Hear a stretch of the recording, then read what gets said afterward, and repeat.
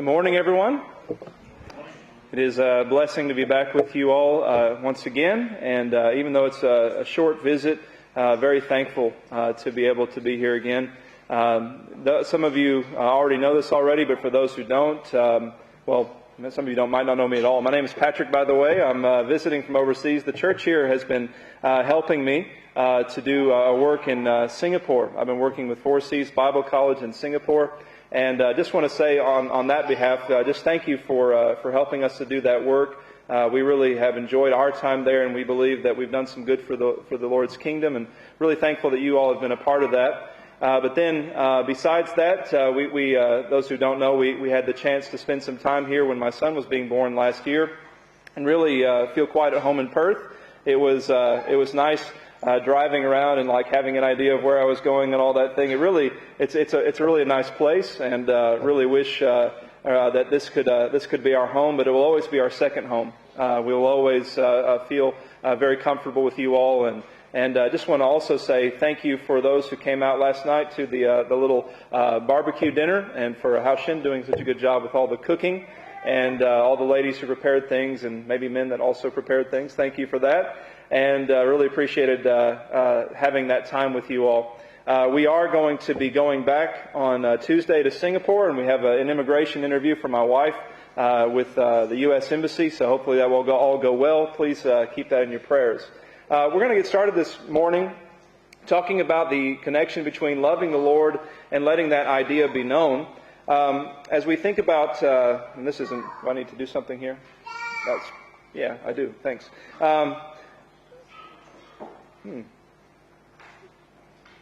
That might not work at all, I don't think, Hao Shin. So, okay, that one works? Cool. Thank you. I'll try to remember to give it back to you. You can yell out to me if I walk away with it. So, we know the subject of evangelism is important, right? I mean, how many of you have ever heard a sermon on evangelism before? All right?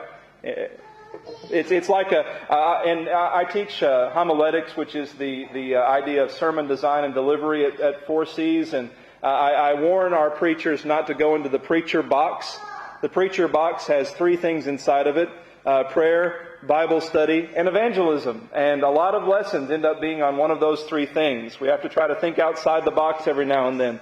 For all the time that I've been in the church, though, I've heard a lot of lessons on evangelism. And I can honestly say that for myself and for many other people that I've observed, the lessons on evangelism usually by themselves do not result in a dramatic change of behavior in regards to evangelism. I mean, how many of you have heard a lesson on evangelism, and then right after services you've got on your phone and you've said, well, I'm going to start texting my friends and calling them up and asking them for Bible studies? Has that been the natural response to that? Well, usually if we want to actually change behavior, we not only need to be convinced that it's the right thing to do, but we also need to be motivated to do it. We have to intrinsically value it. And that's what we're going to be thinking a little bit about here today. We just read Psalm 51, 12, and 13. And the Bible says there, "Restore unto me the joy of thy salvation." This is a psalm in which David is expressing his penitence over sin, and he wants to have his relationship with God back again. And so he says, "Restore unto me the happiness that I had when I was saved. Let me back into your good graces. Restore our relationship. And uphold me," he says, "with your free spirit. If you'll be that," and as the other version says, "if you'll be generous towards me, and if you'll restore our relationship, if you'll give me back my joy," he says, "I will teach transgressors thy ways, and sinners shall be converted unto thee." Now notice those two things that are connected here, therefore. The joy of salvation is connected with the idea of teaching transgressors, or teaching those who have gone beyond God's path for their lives. So there's a connection between those two things. As you think about that connection, there's a song which I want to examine this morning, and I apologize, I didn't actually request Hao Shin to lead this song, and the way it all works now, it's all in place and all stuck, so I don't know that we can change the program. But this is a song that we're probably familiar with. Have we sang this song here before? Surely. We're Marching to Zion. I actually have been to many congregations of God's people, and this song is a common theme at many congregations. So what does this song say, for those who might not be aware? You can look it up in your song book. It's not going to be 46, but I'm not sure what number. The words are as follows. Come we that love the Lord, and let our joys be known. Join in a song with sweet accord, and thus surround the throne. Let those refuse to sing who never knew our God, but children of the heavenly King may speak their joys abroad. The hill of Zion yields 1,000 sacred sweets before we reach the heavenly fields or walk the golden streets. Then let our songs abound and every tear be dry. We're marching through Emmanuel's ground to fairer worlds on high. We're going to be thinking about these 4 lines of this song, and we're going to be thinking about what they say about the joy of salvation and how we can get that joy back if perhaps we don't fully appreciate it. First question we have to ask, though, is, do I truly know my God? Do I truly know my God? Because what does the song say will happen if I know my God? There's a connection between knowing God, obviously, and evangelism. As you think about it, it says in the song, let those refuse to sing who never knew our God. Very careful if you're one of those people. I've led songs before, and sometimes I look out in the audience, and I see people just sitting there, and they're Christians, and just sitting there like that. I don't know what motivates them to do that, whether they think maybe I don't have a good singing voice or what might be going on in their mind at that point. But the hymn writer is right, isn't it? He says, the people who refuse to sing are who? Those who never knew God. All right? Because if you know God, it doesn't matter if you have a good voice, if you have a bad voice, if you have a loud voice or a soft voice. If you know God, and if you have a relationship with God, you sing out to God. And it comes from that. All right, and so he says, but children of the heavenly King, which is another way of describing Christians, children of the heavenly King may speak their joys abroad. All right? People don't sing when they don't know God, but if you know God, you can't help but to speak your joys abroad. I want you to think about an illustration of this concept, and we're going to take a lesson from the Old Testament here, and then we're going to think about what it means to us. In 2 Kings chapter 7, I want you to open your Bibles there. 2 Kings chapter 7. Have a look with me beginning in verse 3. So to appreciate what's happening here, I'll set the stage. There is a city in the ancient biblical world called Samaria. Now Samaria, at this time in history, the city is surrounded by its enemies. All right, so everyone is basically stuck inside of this city, and the enemies are practicing what are called siege tactics. Basically, you cut off the city from its supply, and that means that the city only has to eat whatever food it already has in store. And so we're getting close to the end of this siege. Food has run out. And there is a situation for a few individuals. In fact, 4 men who are actually stuck between, as you've sometimes heard, the rock and the hard place. They're stuck between a city without food that contains their people and an enemy that are not their people. And they're outside of the city, as was the custom for lepers in those days. Leprosy is a disease, by the way. Lepers in those days would have to stay outside of the city lest they spread their disease to others. And so they're stuck outside the city, no food in the city, and only enemies facing them on the outside of the city. So with that background, I want you to see what happens with these 4 lepers. All right, so in 2 Kings chapter 7, what's their situation? What are they? What danger faces them? In verse number 3, it says, there were 4 leprous men at the entering in of the gate, and they said one to another, why sit we here until we die? If we say we enter into the city, we will enter into the city, then famine is in the city, and we shall die there. And if we sit here, well, we're going to die also. So, therefore come, let us fall into the host of the Syrians. That's the enemy that's surrounding the city. And if they save us alive, well, that's good. We shall live. And if they kill us, well, we're going to do that anyway. We shall die. So they figure their best hope is to throw themselves at the mercy of their enemy. Well, what happens? Well, they actually find something really, really amazing when they go and approach the camp of the enemy. Verse 5, it says, they rose up in the twilight to go into the camp of the Syrians. And when they were come to the outside, or the uttermost part of the camp, behold, nobody was there. There was no man there. It says, for the Lord had made the host of the Syrians to hear a noise of chariots and a noise of horses, even the noise of a great host. And they said to one another, Israel has hired against us the king of the Hittites and the king of the Egyptians to come upon us. Basically what's happened is, in the middle of the night, God has caused an almighty ruckus to happen, and the Syrians are so scared that they left. they fled, they ran away, leaving behind all of their possessions. And so these men who have not seen a meal for weeks perhaps, they come to this camp and they find all these empty tents. And what do they find inside these tents? Well, in verse number 8, it says, when the lepers came to the uttermost part of the camp, they went into one tent and they found food. It says they did eat and drink. And they carried from there silver, gold, clothing. And they went and hid it. They came and entered into another tent and carried from there also and went and hid it. What's their response? They've found something truly amazing. And what are they doing with it? They're taking this wonderful thing that they have found and they're hiding it. Their first response is self-preservation. They're only concerned with themselves, and they want to make sure that they have plenty of this stuff. Somebody's going to find out about it, so let's make sure that we have plenty of this stuff, and they hide it in different places. Well, eventually, as you can see here, they come to this realization that we're only thinking of ourselves. And because we're only thinking of ourselves, this is not a good thing. In verse number 9, it says, they said one to another, we do not well. We're not doing the right thing. We're not doing the right thing. This day is a day of good tidings. Now, what does that word remind you of, those two words, good tidings? Those who have studied the New Testament and are familiar with that word gospel, right? What's one of the definitions of the word gospel? Good tidings or good news. All right? A good piece of information, an exciting and helpful piece of information. And so this is a day of good tidings, and we're holding our peace. And so if he says they say if we tarry till the morning light, something bad's going to happen to us. We can't keep this good news to ourselves till tomorrow. We've got to do something about this good news today. And they end up going back to the city of Samaria and telling everyone what they had found. Now, as you think about this story from the Old Testament, as I said, there is some value for us as well.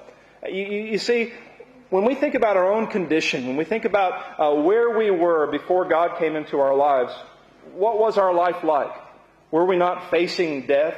Isn't it the case that the Bible says that the wages of all of those who have missed God's mark, or all of those who have sinned, the wages of sin is what? Death. We know that verse pretty well. That comes up in a lot of lessons, right? Romans 6:23. So we were facing death. But what happened? Well, we found something really amazing, didn't we? The wages of sin is death, but what does that verse go on to say? The gift of God is eternal life. We were facing death, but we found not just a life here on earth, we found eternal life.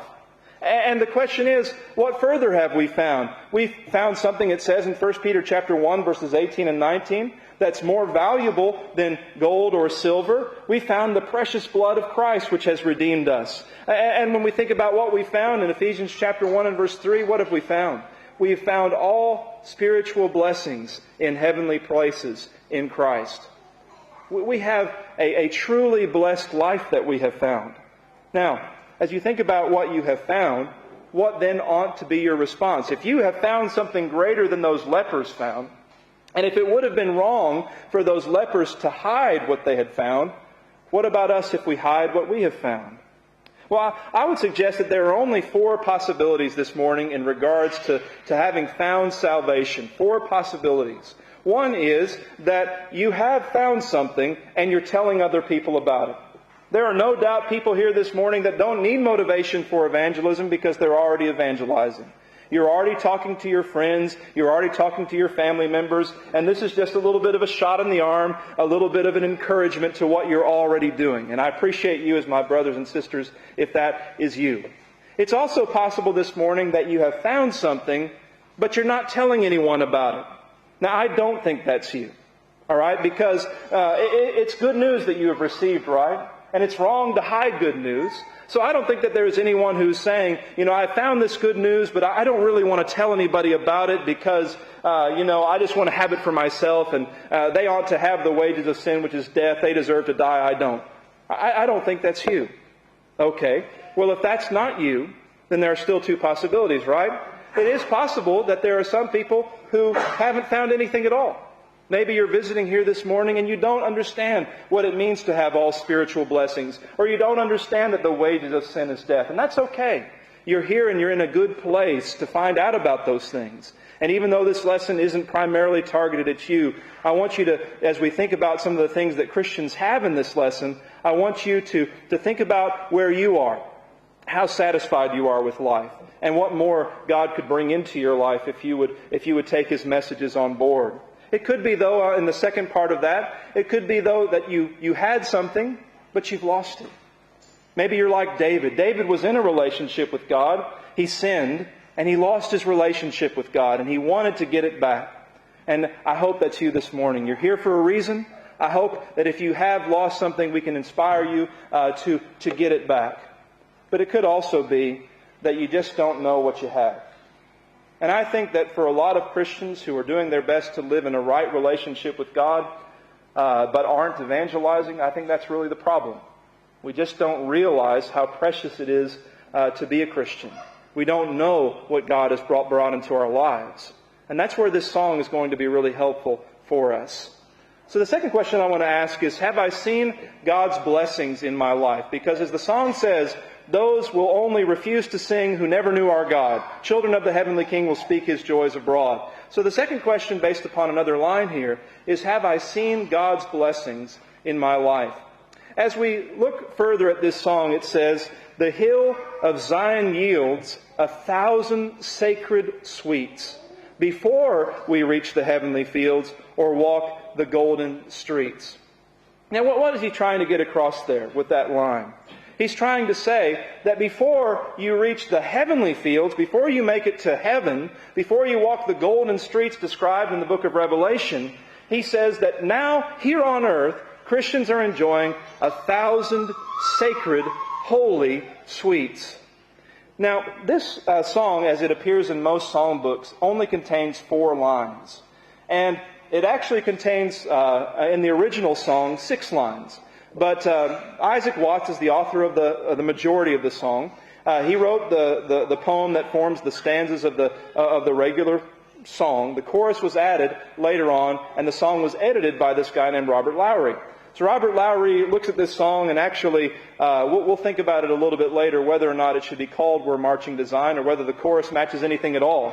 Because actually there was something that this author was trying to get across, Isaac Watts. And you can see it very clearly in the 2 lines that Robert Lowry deleted. Now, the lines are good, but they're not exactly very musical. You can kind of understand why he deleted them. But I want you to see what it says. It says, the sorrows of the mind be banished from this place. He's talking about the place of worship. Obviously, he intended this to be a song to be sung in a congregational setting. The sorrows of the mind be banished from the place. Religion never was designed to make our pleasures less. So many people think about Christianity and they don't see 1,000 sacred sweets. They see 1,000 thou shalt nots. You can't do this, you can't do that, I can't do this, I can't go here. And what happens when we look at Christianity like that? It becomes so restrictive. I had a friend who came, we mentioned earlier, Carl mentioned earlier the Catholicism. I had a friend who came from Catholicism, came to the Lord's church and was really impressed by the truth and really impressed by the Bible. He became a New Testament Christian, obeyed the Lord in baptism, but he said that in the early time of his Christian life, he found it very hard. In his previous faith, there weren't any rules. And now there were so many things that he couldn't do. And he said, what I had to do was to stop thinking about what I couldn't do and to start thinking about what I could do. And to start finding meaningful things to put in the place of all those things that God was guiding me away from. God does not take anything out of your life without adding something back into your life. And whatever God takes out of your life, you can be guaranteed when He adds it back in, when He adds something else back in, it's going to be much, much, much more valuable and much, much, much less harmful. In fact, the men of grace have found, as the song would have continued had it not been for Robert Lowry, the men of grace have found glory begun below, celestial fruits on earthly ground, from faith and hope may grow. Christians have a good life. Now the question is, how do I illustrate 1,000 sacred sweets? Now, those aren't sacred sweets, those are American sweets, all right, full of corn syrup, which is amazing. I know I like Australian sweets also, so it doesn't matter. Not what he's talking about, okay, when he says 1,000 sacred sweets. But how do I illustrate 1,000 sacred sweets? Well, I'll tell you something that I do for myself to illustrate 1,000 sacred sweets, and this is just one of the things that I do. I think about growing up. I was born in Michigan, and across the street from me, in our first home there in Michigan, or actually our second home there in Michigan, across the street was a young boy who was just a little bit older than me, and we were good friends. His name was Sam. And during the summertime, I was always at Sam's house. Sam was always at my house. We spent a lot of time with each other. In 1992, I guess, my dad worked for Zenith, which is used to be, I don't even know if you've even heard of Zenith, but it was a software engineering kind of situation. They ended up closing out my dad's division, which was software engineering, and shifted just to making televisions and that kind of thing. And I think eventually they went out of business.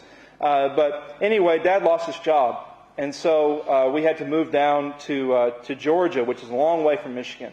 Lost touch with Sam, but my mom kept in touch with Sam. Now, Sam and his family, they were nominal Christians, but they were not New Testament Christians. They were Christians in name only, not in practice. I remember, just to set the stage for what ended up happening, I remember one of those times when I was in Sam's garage, and Sam's parents, they had a beer keg on tap right there in the garage. And that's the kind of environment which Sam grew up in. I remember Sam telling me, "I will never drink beer." And at the time, I couldn't really appreciate that, because one of the sacred sweets of growing up in a Christian home is that alcohol's not around. And so we didn't have any alcohol at my house. I'd never seen my parents drunk. I didn't know what that was like. But Sam had seen his parents drunk. He knew what that was like, and he said, "I will never drink beer." Well, fast forward anyway to the future, and as Sam got older in high school, evidently he didn't keep his promise. And in that environment in which he was surrounded by alcohol, he got involved into alcohol, but not only alcohol, into harder drugs as well. I ended up dropping out of high school. Sam eventually got his life kind of cleaned up, and he went back to uni through what's called the community college track. He was trying to get himself back together again. But my mom got a phone call from Kathy, Sam's mom, and what had happened was Sam had drank so much alcohol that he had vomited, passed out, vomited while he was on his back, and choked in his own vomit. He died. You know, and I think about that sometimes, and I think about, someone who's living just across the street from me. And Christ was not in that home, but at least to some degree, even though my parents had trouble later on, Christ was in my home, and certainly Christ was in my life. Even when my parents had trouble, the church was there for me. And because the church was there for me, alcohol, those who drank alcohol, they were far from me. Now, if you're struggling with alcohol this morning, by the way, I'm not condemning you any more than we all struggle with things, and we have things that Christ has to help us with. And so I'm not saying that you're a terrible person. We all have sin, all right? We all have things we need to overcome. But what I'm saying is that I am so thankful. I am so thankful to not have grown up with alcohol around me. And I'm so thankful to be where I am today with my beautiful family and with my beautiful church family, as opposed to where Sam is today. And I just how many stories are there like that you could reflect on? 1,000 sacred sweets. All these things that God doesn't bring into your life, or all these things that God guides you away from, and how God blesses you in its place. It's really amazing when you think about it. We need to count our blessings. That's another song. And I think if you would count your blessings, I think you would see what God had done for you. And you would realize you have something very special. And you'd realize that a lot of people need to have it as well. As you think further, though, about the song, I want to continue to think about the wonderful lessons that come out of this song. Have I connected myself with God's people? There is a link between fellowship and evangelism. There's also a link between really fellowship and seeing the blessings that you have. The song goes on to say, "Come," or at the beginning rather, it says this, "Come, we that love the Lord, and let our joys be known. Join in a song with sweet accord." What is he talking about? Join in a song with sweet unity. Join in a song with brotherhood and fellowship. Let's all sing together. And in singing, let's surround ourselves around God's throne. There is a link between fellowship and evangelism. I think that when we have a congregation that is truly united with one another, they understand their blessings, yes, but they're truly united with one another, you're going to have an evangelistic atmosphere. In Acts chapter 2, I want you to see what happened with the early church and how it grew.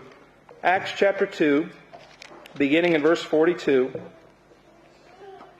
it says, "They continued steadfastly in the apostles' doctrine and fellowship, in breaking in bread and prayers." This is after people became Christians by obeying the gospel. It says in verse 41 that they received the word and were baptized.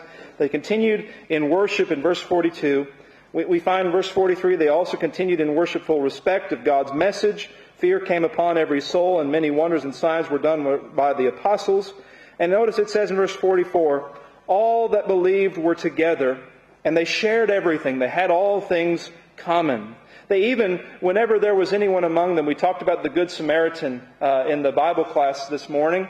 And, even if you don't have the ability to help someone, what did these early Christians do? If they didn't have the ability, they made it to where they did have the ability. They sold what they had to sell. They did whatever they could to help those who had need. It said they sold their possessions and goods and parted them to all men as every man had need. And they, continuing daily with one accord, that unity that the songwriter was talking about, they continue with one accord, breaking bread from house to house, eating their meat with gladness and singleness of heart, praising God and having favor with all the people. And what happened? Out of that kind of atmosphere, the Lord added to the church daily such as should be saved. I want you to sometime read back through the church at Thessalonica and consider their example. We're not going to do this morning, but read 1st and 2nd Thessalonians. And see a church that when Paul thought of it, he said, your faith has gone throughout the whole world. Well, how is that possible? How did the church at Thessalonica have a faith that was known throughout the whole world? They had that faith because they practiced brotherly love, because they loved one another. In fact, you can see it in 2 Thessalonians chapter 1. We'll look at this one text just as evidence of this fact. 2 Thessalonians chapter 1 and verse number 3. Paul says, "We are bound to thank God always for you, brethren, because it's the right thing to do, as it is meet, because your faith grows exceedingly, and the charity, the love of every one of you all toward each other abounds." And so what happens when their faith abounds and when their love abounds toward one another? And so he says, we ourselves glory in you in the churches of God. People have heard of these Macedonians, and they're inspired by these Macedonians because of their love towards one another. When we think about the Christian life, it's just not right to try to live it on your own. And there are some people who they simply aren't happy about Christianity, maybe because they haven't counted their blessings, but maybe because they haven't spent time with their family. We really, really need to see the value of spending time with brothers and sisters and see how wrong it is to try to do it all on our own. In 2 Timothy chapter 4, I want you to see what Paul has to say here about his first trial before the Roman emperor. 2 Timothy chapter 4 and verse 16, he says, "At my first answer, my first defense, no man stood with me, but all men forsook me. He had no sweet accord. He had no brothers backing him up, no sisters visiting him. He was alone," he says. And what does he say after that? "I pray God that it might not be laid to their charge." Why would he have to do that? Because it wasn't right. It wasn't right for the church to leave Paul alone. And there are people who, in this very congregation, no doubt, are on the verge of losing their joy, on the verge of losing their relationship with God. And it's not right to leave them alone. All right? We need to have a great fellowship if we're going to have a great evangelism. Finally, as we consider the last line of the song as it appears in our songbook, I want us to think about whether or not we know where we're headed and whether or not we know where we are. As we think about the subject of evangelism from one other point of view, there's a link between confidence and evangelism. I I mean, you could be the kind of person who counts your blessings. You could also be the kind of person who spends a lot of time with your brothers and sisters. But if you're not confident of where you are, it's like, trying to pull someone up to a higher ground without having good footing yourself. All right? If you're not confident, you're not going to be able to do that. What does the songwriter say? He says, "Let our songs abound and every tear be dry." Why should this happen? Because we're marching through Emmanuel's ground. No, it's not just that we're marching to Zion, as Robert Lowry said. We're marching through Emmanuel's ground. What does the Bible say about the meek? You know this one, right? The meek shall inherit the earth. In what way? When the Lord comes again, the earth is going to be burned up. So how can we inherit the earth? When's that ever going to happen? When we are in Christ, we're in the hands of the one who controls the world. This is Emmanuel's ground. The battle has already been won. We're just telling people the news of victory when we go out and evangelize. And so again, we're marching through Emmanuel's ground, and we're marching to fairer worlds on high. Christ has already won the battle. And He is with us as we evangelize. We read these passages and often cite them as inspiration for evangelism, but do we think enough about Matthew 28:20? We're told to go and make disciples, 28:18 and 19, but do we think about 28:20 enough? "Lo, I am with you always." When is He with us always? When we're going and making disciples? When we're telling people about the victory that He has won? "I am with you always." And what can we say because He's with us always, Christians? Hebrews 13:6. We can boldly say, "The Lord is my helper. I will not fear what men will do to me." That's the confidence that we have in life, that Christ is with us. And that's the confidence that we're bringing people to. A battle that's already been won against sin, against all the things that would destroy our lives, and a march towards victory. A victory that's already been won. Sometimes people say, look at what the world is coming to.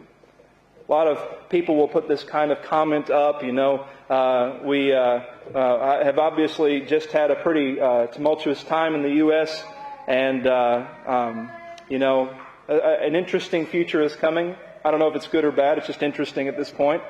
And always when these kind of things happen, people say, look what the world is coming to. And everybody gets so discouraged as though we're really the ones in control of all of this stuff. And if we mess it up so bad, we can really just make life terrible for ourselves. And, I want to encourage you in this regard. If you have an election like we've had in the United States, I want to encourage you that you need to realize democracy is an illusion.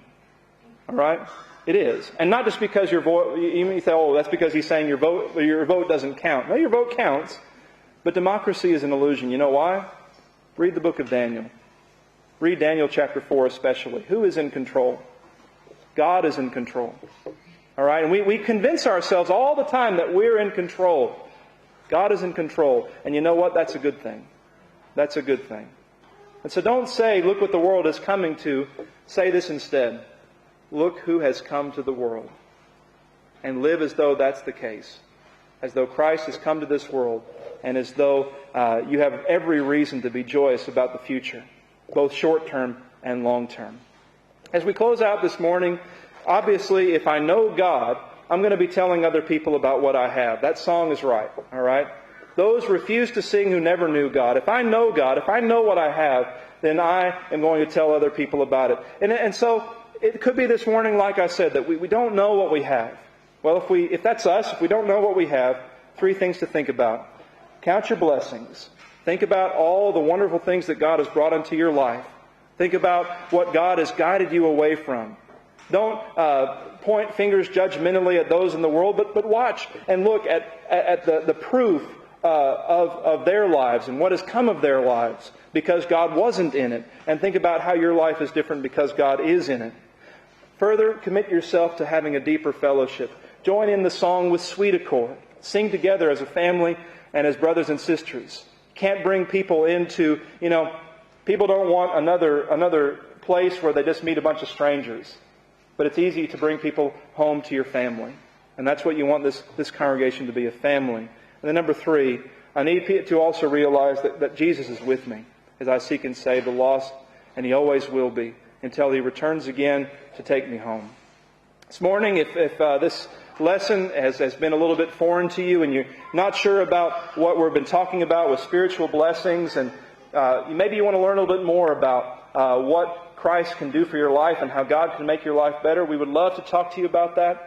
We would love to spend some time and show you the blessings of Christianity and talk to you about what it takes to be a part of Christ's church. We would love to do that. Please see me or one of the members here, one of the men or women who's a member of the church here, and we can try to point you in the right direction to the Bible, the source of our faith. If this morning you're struggling with something, if there's something that's taking your joy away from you, don't keep it to yourself.